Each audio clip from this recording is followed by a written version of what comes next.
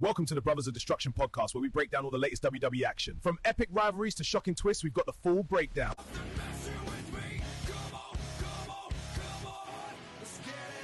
Yes, people, what's going on? This is your boy PrimeTime, this is my brother Flace, and welcome to another edition of the Brothers of Destruction podcast. We'll give you a review of all the latest episodes of Raw and SmackDown as usual. This episode, tonight, we're going to look at the sort of a new chapter of the Bloodline with Jacob Fatu involved. We're going to look at a big match that's set for Night of Champions. We're going to also look at the King and Queen of the Ring tournament, including the winners from this past episode of Raw, the potential finals we'll get, and who will potentially win the King and Queen of the Ring. Before we get into review, guys, remember to like and subscribe to us on YouTube. Check out our channel. Check us out on Spotify and Instagram as well. Give us a follow and keep showing your support. Flace, my bro, how are we doing today? What are you saying? Welcome. I'm good, man. I'm all good. I'm all good on this end, man. Good in the hood. What about you, man? Yeah, not too bad. We've been a bit slack recently, and that's been down to me. Had a bug a couple of weeks ago, and then recent days I had a bit of a cough and this and that, which I'm just getting over. So yeah, we've been a bit slack, and that's down to me. So apologies, but so excuse me. It's time to get back on this thing. We'll be joining you, well, by tomorrow in London, so I can enjoy a bit of that sun as well. Come down to civilization. Big city, back in a big city for a few days. I could do with it, to be fair. But yeah, we'll get into a review, guys. We'll start off. Again, as I mentioned, it's sort of a new chapter, it seems, with the Bloodline going into it. So Jacob Fatu is part of the group now. He is integrated with Reigns and the Usos. Bit of tension there with the Usos still. With Reigns, they seem to be on the same page for now anyways. It could be something in the future. But it's an interesting one. So obviously, still tension teased with the Usos and Jacob. Reigns has given him the Ula Fala, given him another Ula Fala. Comedian or actor Eric Andre made a mistake, who was a guest on Raw, who's in attendance, touched it, and Jacob Fatu basically did a number on him. And, well, this was sort of unique, interesting way to start with Raw. Yeah, it was, I wouldn't say unique. It's a Bloodline storyline. Acknowledging Reigns. It's not particularly unique, but yeah, it was quite interesting. Jacob, for now, looks like he's fallen in line. But like we've discussed previously, I do have a theory that he's going to tear him apart from the inside. But for now, looks like he's fallen in line. Jay still has his issues. I don't know why. Jay always gets trust issues, though. It's like Sami Zayn was kind of part of the Bloodline a few years ago. True, that's just Jay's the sort of hothead one, isn't he? The guy with the trust issues. Yeah, maybe that's just his character, which is fair enough. Obviously, yeah, there's a bit of tension there with Jacob and Jay. So yeah, look, it'll be interesting when they take this new version of the Bloodline. It's an interesting thing. Could you say, go on? No, I do hope it leads on to Jacob either tearing them apart or turning on me. I don't just want Jacob to fall in line and that's it, like say Jay did, because I think that'd be a disservice to his character. So I hope that's not it, but we'll see. We'll see. That's the thing. If Jacob does tear them up from the inside, I did mention it. If that's the case, is that a thing where the Bloodline looks like they're going to be a bit more heels, like Reigns and the Usos? Like the direction they're going in, Reigns sort of set Jacob Fatu on Eric Andre again.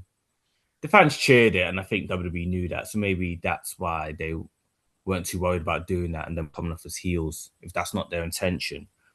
But that did seem there's a bit of heel tendencies there with them, which I'm a bit like, which direction they're going in. Reigns whispered something to Jacob Fatu backstage about doing something for him, and we don't know what it is yet. She couldn't hear because he whispered. No, I'm intrigued to see where it's going with this. With the Bloodline, whether they're heels or face, I think the fans will decide that. As you said, they're doing certain things which is very heelish. Like when Reigns basically set Jacob on my man. But then there's also where Reigns plays to the crowd as a face would. I think Jimmy, for me, feels like a face. He feels like a face. Jimmy's a face, and he's calm. Yeah, he's happy-go-lucky. Yeah, Jay feels much more like a heel at the moment. Yeah. Maybe. Was this a case where he's just a very aggressive face, or I don't know, like an aggressive, like you have those faces where they're not. I think he's bordering on heelish, but again, he's got that face tendencies. He plays up to the crowd. He does the yeeting and this and that. So yeah, I think the fans will decide whether the bloodline are faces or heels. That's interesting. What's his name? Jacob at the moment. It's hard to really feel whether he's a face or a heel. I don't know. It's very much the crowd will decide, basically, bro. I think the crowd will decide: are the bloodlines faces? Are they heels? Or the bloodline just a bloodline? There's no face. There's no heel. They're just them. They're just them. It could be the case for them. I say with WWE characters compared to like maybe independent wrestling scene and stuff, there's a bit more complex there. You know, it's not just straightforward face. Which I do prefer in a lot of ways, actually, rather than just straight heel. I prefer those more complex characters. I think more of them should be like that. So I've got no issue with it. It's just, I'm not fully sort of committed to one way or the other, whether they're faces or heels. But it's going to be interesting to see where they actually go. We'll see where it goes. One thing I do know in terms of face and heel, and he's back as a face now, and the crowd's behind him now, and he's back. It's Chad Gable. Yep. Chad Gable's redemption arc, sort of renaissance sort of phase he's going through now. New theme music as well.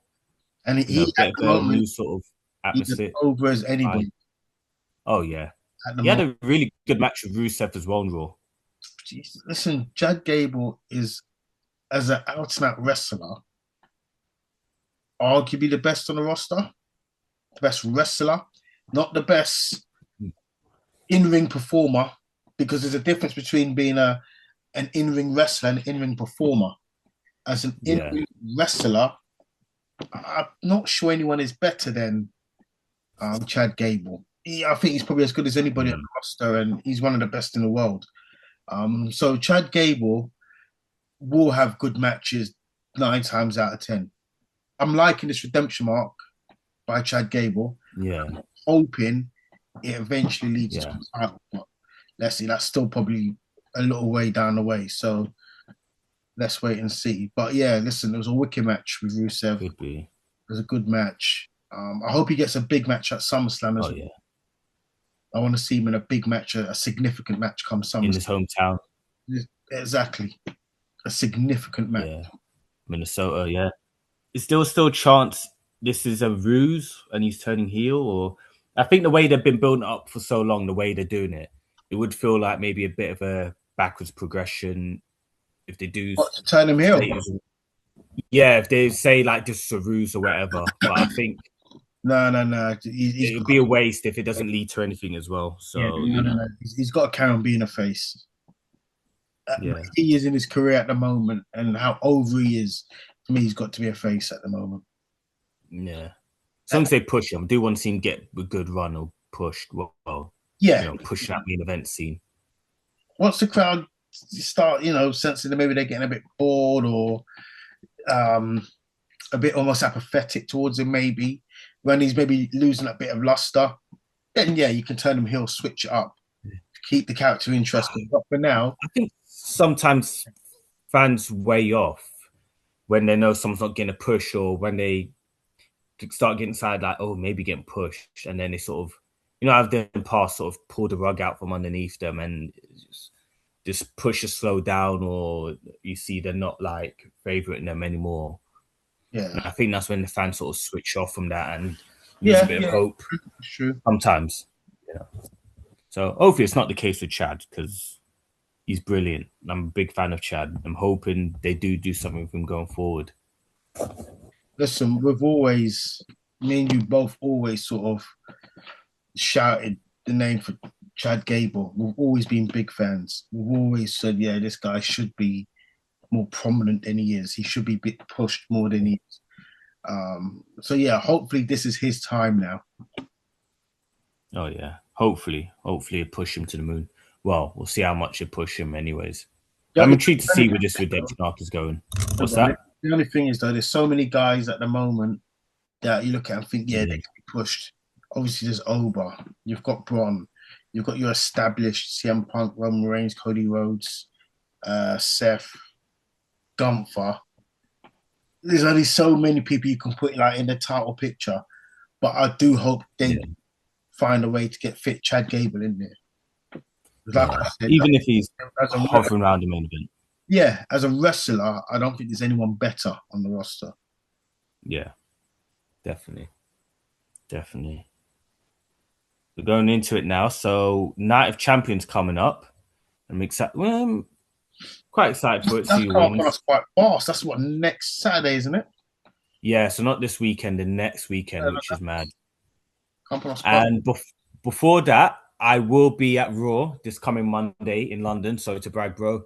But I'm excited for it. It's at the London O2. Kept thinking it's Wembley Arena, but hey, hell. But London O2, I'm excited for it. Excited for it. Raw, the go-home show before Night of Champions. And, so, yeah, I'm sorry to brag, bro. But, yeah, I will be... It's cool. I hope it rains. I hope it pisses down with rain.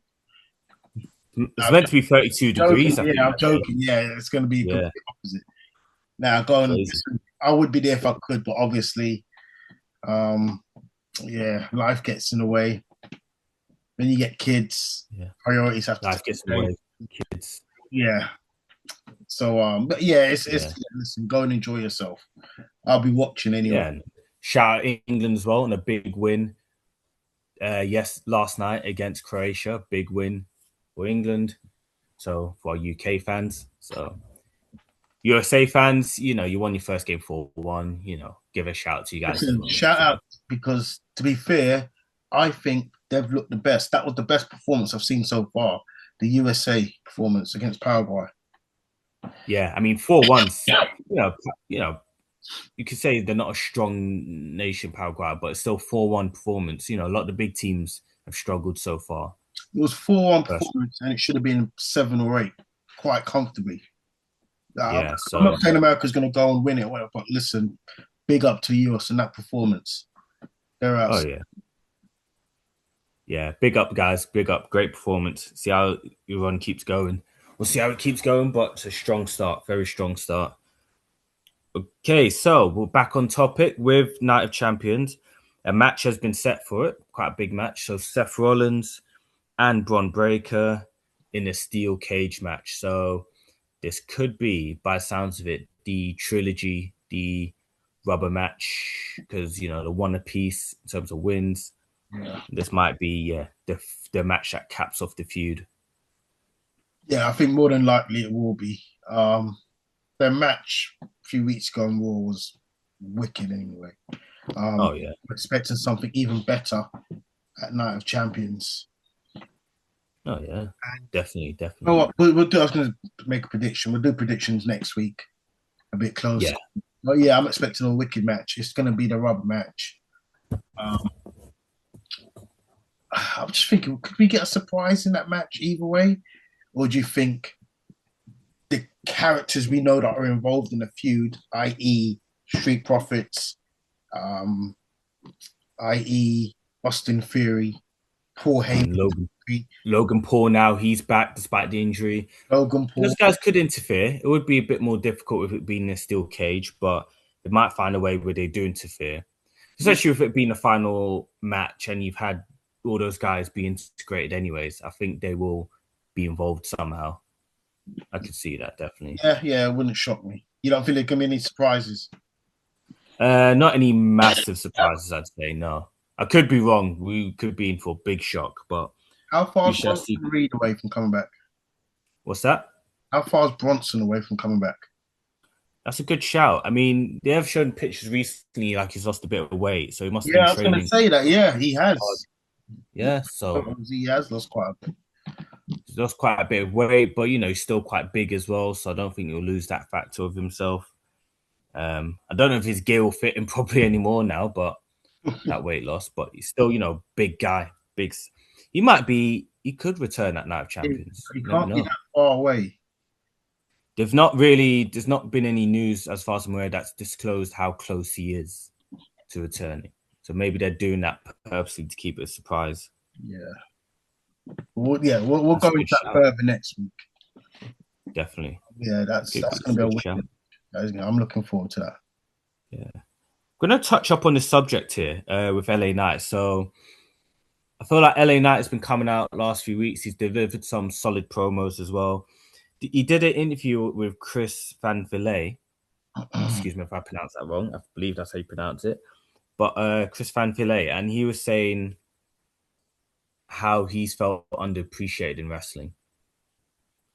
Which kind of, when you see how his run WWE's gone at times, you kind of sympathize with it and you think, could they be pushing him more? It's something, to be fair, it's something you've always said. He is a bit underappreciated and underrated. That is something you've always said to me. Yeah. And, if you want to check out, guys, Chris Van Vliet, want to check out the whole interview, I think, check out his YouTube channel. I believe it is. Check him out. Plug for him as well. But yeah, bits I've seen, it was quite a telling interview. Some of the transcripts I've heard. But I don't know what it is, because he ticks a lot of boxes. Like, he's solid in ring. He's charismatic. He's good on the mic. A good character. He's got a very good look. Ticks a lot of boxes. Yeah. But even with me, I've never really been sort of on the LA Knight train. It just seems to be missing something. But I don't know what it is. I couldn't tell you what it is, because, like I said, he ticks the boxes that you would tick to be sort of like a top star. He ticks a lot of boxes. Just don't know what it is, but but it's just I don't know what it is. It's just I don't know. And I mean, no disrespect. You don't know what goes on behind the scenes. Maybe they see something else. Maybe else. Maybe he's. I don't know. I was gonna say maybe he's not great at anything. Jack of all trades, master of none. But he's great on the mic. So there's something. Oh, he is. I wouldn't say he's great in the ring. I think he's solid. I think he's all right. I think he's got tons of charisma. He's got tons of charisma. So yeah, I don't know. I can't put my finger on it. I can understand why he's not been elevated to that level. But then they're saying that when you get Jay elevated to that level, then Jay's good, but you do say if you said to me, if I had a company, you said, right, you're gonna push Jay or LA Knight. I'm pushing LA Knight. No disrespect to Jay, but I think LA Knight is just as over, if not more over. He's more charismatic. He's got a much better look. He's better in the ring. He ticks more boxes than Jay. Jay, again, even the charisma thing, I wouldn't say is that.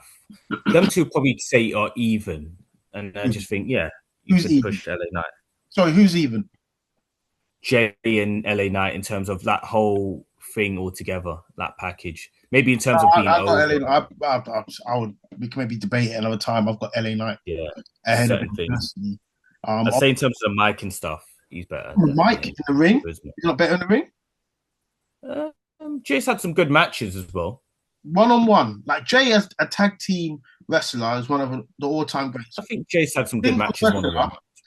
But is he better than LA Knight as a singles wrestler? If LA Knight was given the same platform as Jay, consistently against the same level of opponent, would LA Knight not produce as many or better matches than Jay? He could do, but that's the hard thing to debate. But I wouldn't, because I still rate Jay as well. I think in some ways maybe Jay's not underrated, but maybe not given enough credit, because I think he can have good matches. But he's capable of good matches. He's very inconsistent. Yeah, that's the only thing. Consistency. He's very inconsistent. I don't think LA Knight's consistent. For me, like I said, do you know what? We might do that. Debate those two, because personally, I think LA Knight's comfortably ahead of Jay. If LA Knight was given the same opportunities against the same level of his opponent consistently, I think you'll see LA Knight is comfortably superior in the ring. He's better on the mic. He might even look. He's got a much better look. More. Sorry, got a better look. Yeah. He's got a better look, definitely. You never know. He might step up in that sort of role so a bit more that's what after I'm these saying. pushed into So that role. even though, These two need to have a match because it feels like these two have been, I'd love to see a singles match between them. But sorry, just going back onto the LA Knight they thing, keep teasing it, the feud between them. Yeah. and it's They never need to really, have a match at some point. it's never really taken off. But yeah, just going back to the LA Knight thing, Yeah. I can understand why he's not been given that push. But then I also, on the other flip side, I think, well, Jay's been given that push, and for me, you're comfortably superior to Jay. Comfortably. There's a lot of wrestlers over the years, or a few wrestlers over the years. And yeah, there's more. I'm not even picking on Jay. Probably maybe Jay's a bit fortunate to be world champion. Jay's the In no most disrespect to LA Knight. Jay's the most recent one. That's why I'm using Jay a lot. But there's been others over the years. Yeah. And that's where I do feel sorry for him because he's better than a lot who have been given that push and that opportunity. But at the same time, and again, we've had discussions at LA Knight, we're like, no, he's really good. And I'm like, not so sure about him, even though I'm sitting here saying he ticks a lot of boxes. I don't know. Do you know what? Maybe give him the opportunity. The problem LA Knight's got as well, he's in an era where it's quite stacked. Yeah, that's the thing. Chad Gable as well, trying to find a path for him because there's so many names that are ahead of him, so to speak. It's the same with LA Knight. He's in an era which is quite stacked at the same time. Yeah. If he was in a slightly weaker era, I think he would have been given those opportunities, and maybe he would have taken those opportunities and run. But he's in an era where, it's quite stacked, and I do feel for him. It's a bit harsh on him, but that's the thing. Is sometimes it's timing and everything, but it's maybe a good headache for WWE to have all this talent at the same time. Certain guys you want to see get pushed, but then they can't. But you can't always fit everyone in the world title picture all the time as well. So you do have to balance out and freshen it up. Yeah. But maybe that's where an LA Knight or Chad Gable come into it now and again. But yeah, King Queen of the Ring. So. Now, I was saying we've even got CM Punk to come back as well. He's coming back into the picture. That's another one. Potentially another brand, but we'll see if it happens or when it happens. Speaking of which, King and Queen of the Ring is a tournament that's pushed guys to the top as well. And now we have one half of each final set. Io Sky beat Raquel Rodriguez on Raw. She's been quiet for a little while, but she's in the Queen of the Ring final now. She might be a potential winner there. And you've also got King of the Ring final. Obafemi, no shock, he's in the final. And it'll be either against Javon Evans or Jey Uso. Both those matches, I believe, will be decided on SmackDown. So Charlotte and Liv Morgan, Jey Uso and Javon Evans. Who's winning each of those two matches? I'm going to stick with my original prediction, which was Charlotte versus Io in the final. I think that was your prediction, wasn't it? I'm sure we had the same. That's my prediction, yeah. The men's one, we sort of, we got completely wrong. So, I'm picking. Oh, the men's one, it was a shock, yeah. For the men's, I've got to think it's going to be Jay now. I think it'll be Jay, yeah. I don't think. I think they're almost going to get Cody back involved in that bloodline sort of storyline, and the bloodline are going to try and take that title as well from Cody, and almost to try and keep Cody away from Reigns. I think that's how they're going to try and play it. My theory is, I'm making an early prediction for Night Champions already, but my theory is Jey Uso beats Obafemi, maybe with interference by a name I'm not going to say for now. We'll wait and see if it happens or not. Jey Uso wins, becomes King of the Ring. Internet fans will be upset about it, but whatever. Jey Uso might be that last person that turns on Cody Rhodes after Randy Orton, after John Cena, after Kevin Owens. Sami Zayn looks like he's going to that point. Jey Uso might be the last one that turns on Cody from that Mania victory. Is that the thing that pushes Cody over the edge into that heel role? Does it push Cody into that heel status? Possibly. Do you know what? That's a good little theory you got going on there. That could be the last thing that for me. That could run. Yeah, that could run. You never know. Yeah, that could run, actually. That's a decent little theory. But yeah, I do believe Jay will go and win it. And then obviously we'll see Jay versus Cody. But and he will turn on Cody, to be fair. And you never know, he probably might do. And I'm going to leave it on that theory there, guys. I'm going to leave you to stew over that. We'll see you guys next episode. Have a good night, everyone. See you after Raw. Take care, everyone. Thank you for watching the Brothers of Destruction podcast. Remember to subscribe so you don't miss an episode, and look out for our question of the week.